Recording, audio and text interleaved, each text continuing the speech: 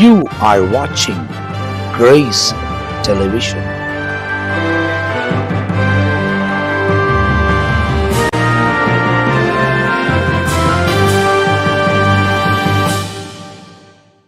Price the Lord.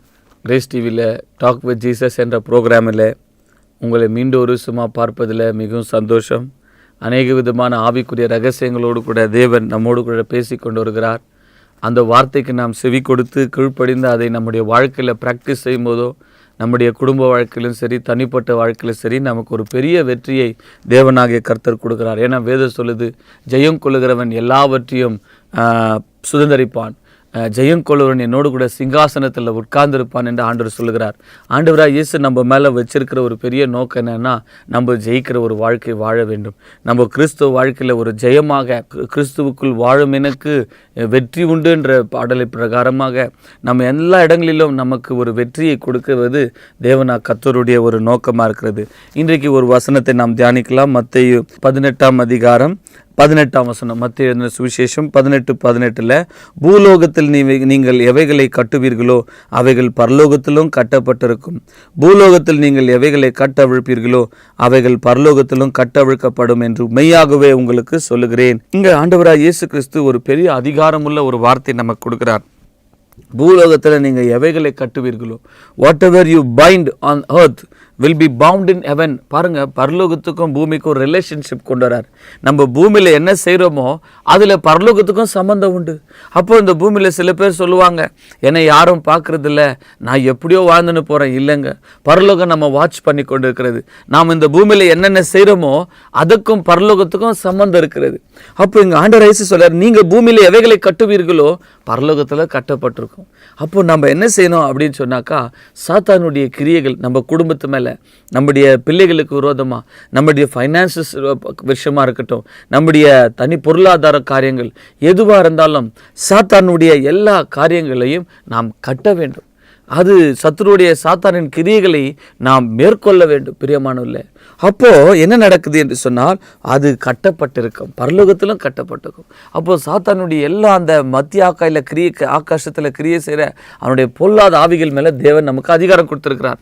நம்ம வாசித்த இல்லைங்களா, லூக்கா எழுதின சுவிசேஷம் 9ஆம் அதிகாரம் 1ஆம் வசனத்தில் அதாவது ஆண்டவர் நமக்கு சபைக்கு கொடுத்த ஒரு வார்த்தை என்னவென்று சொன்னால், அவர் 12 சீஷரை வரவழைத்து சகல பிசாசுகளை துரத்தும், வியாதி உள்ளவர்களை குணமாக்கும் அவர்களுக்கு வல்லமையும் அதிகாரம் கொடுத்தார். God has given us the power and authority. அப்போ இந்த அதிகாரத்தை நம்ம பயன்படுத்த வேண்டியது மிகவும் மிகவும் முக்கியமான ஒரு காரியம். அப்போ பூமியில எவைகளை நாம் கட்டுகிறோமோ பரலோகத்தில் கட்டப்படும். பூலோகத்தில் நீங்கள் எவைகளை கட்டவிழ்ப்பீர்களோ, whatever you loose in this earth, அல்லது நாம் whatever you release in this earth will be released in heaven also. நம்ம இந்த பூமியில் என்ன கட்டவிழ்க்கணும்? நம்ம சமாதானத்தின் காரியத்தை we have to release this happiness, we have to release the glory of God. இந்த பூமியில் நம்ம மூலியமா தேவனாகிய கர்த்தருடைய பரிசுத்த வாழ்க்கை, அவருடைய மகிமை, அவருடைய தன்மைகள், அவருடைய அன்பு, சமாதானம், சந்தோஷமானது நம்ம மூலியமா பூமியில் பிரதிபலிக்க வேண்டும். அதுக்காக தான் தேவன் நம்மை இந்த பூலோகத்தில் வச்சிருக்கிறார். பிரியமானவர்களே, so whatever we bind on earth will be bound in heaven. அப்போது அதை நாம் எப்படி இந்த சத்துருடைய கிரியைகளை மேற்கொண்டு நாம் எப்படி நம்ம குடும்பத்தில் நன்மையான காரியங்களை ரிலீஸ் பண்ண முடியும், எப்படி நம்ம we have to be victorious over these things. அதுக்காக தான் நமக்காக கர்த்தராகிய இயேசுவின் நாமம் கொடுக்கப்பட்டிருக்கிறது.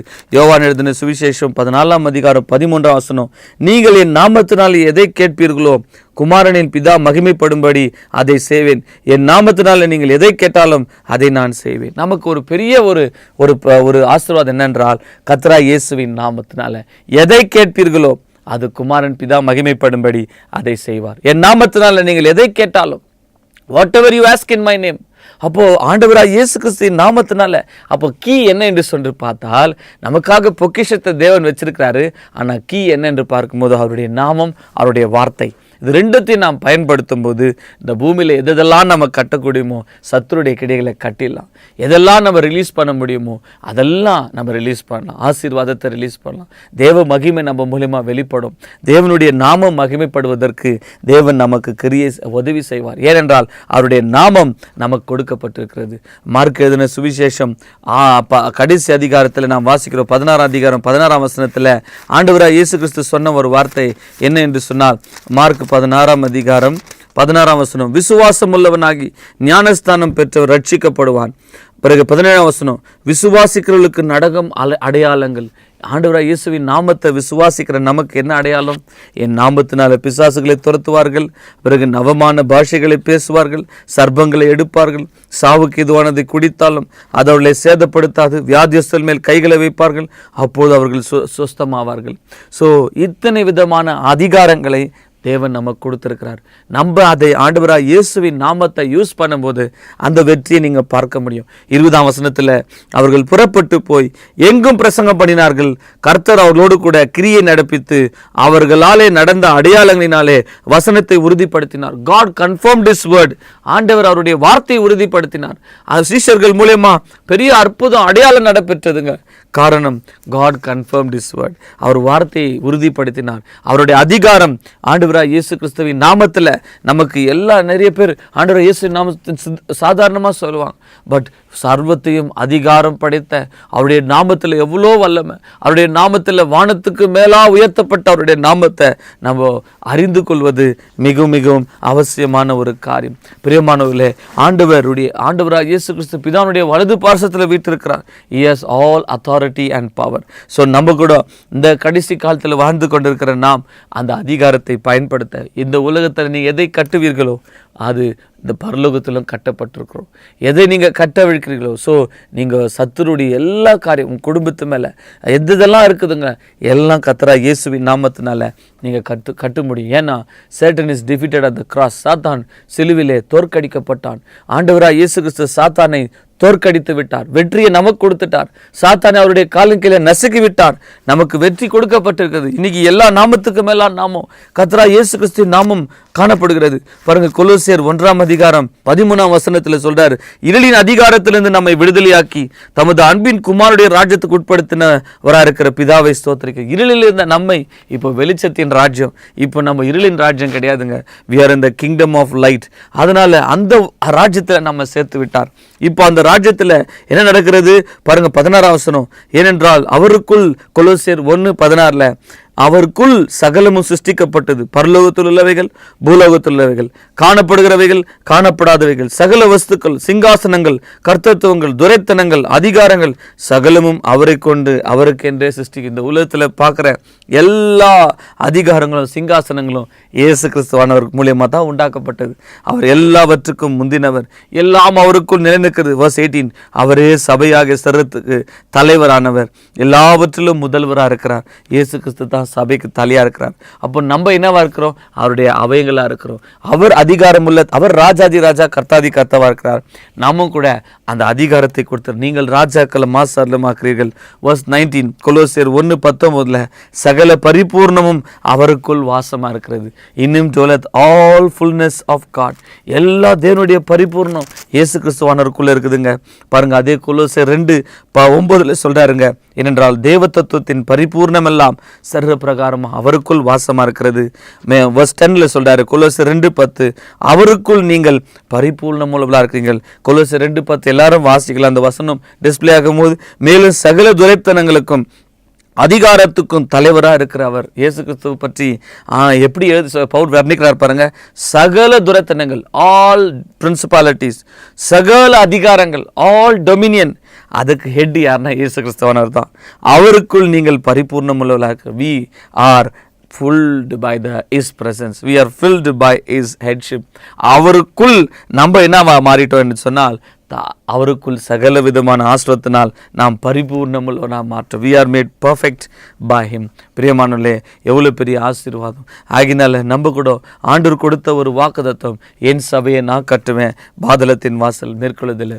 பரலோகத்தினுடைய சாவி நம்ம கையில் கொடுத்துருக்கிறார். எவ்வளோ பெரிய அதிகாரம் இல்லைங்களா?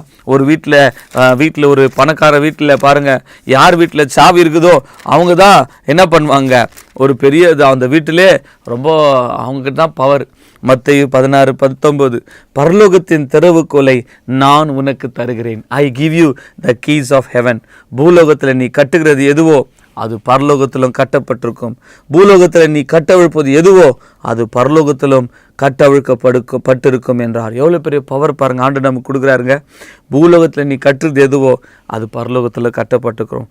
நான் பரலோகத்தினுடைய சாவியை திறவுகோலை கீ உனக்கு கொடுக்குறேன்றாரு. அப்போ எவ்வளோ பெரிய ஒரு பவர், எவ்வளோ பெரிய ஒரு அத்தாரிட்டி இல்லைங்களா?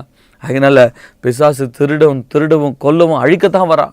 அவனுடைய வேலையை நான் போய் பேசி நம்மளை எப்படியாவது தேவ ராஜ்யத்தை விட்டு இழுத்துடணும், எப்படியாவது நம்ம வாழ்க்கையை தோல்விக்குள்ளே போகணும், நீ ஒரு ஃபெயில்யூர் என்று சொல்லி நிறைய பேரை வாலிப பசங்களை கொண்டு போகிறான்.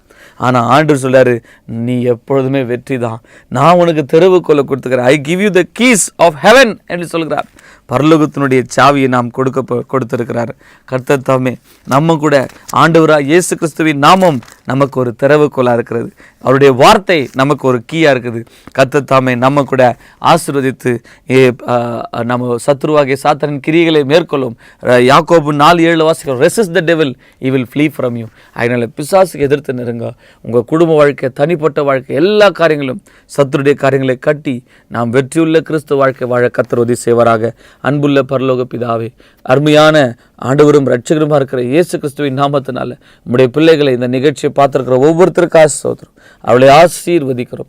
அவர்கள் வெற்றியுள்ள கிறிஸ்தவ வாழ்க்கை வாழ அப்போ பரலோகத்தில் அவங்க பூமியில் எதை கட்டுக்கிறாங்களோ அது பரலோகத்திலும் கட்டப்பட்டிருக்கும்.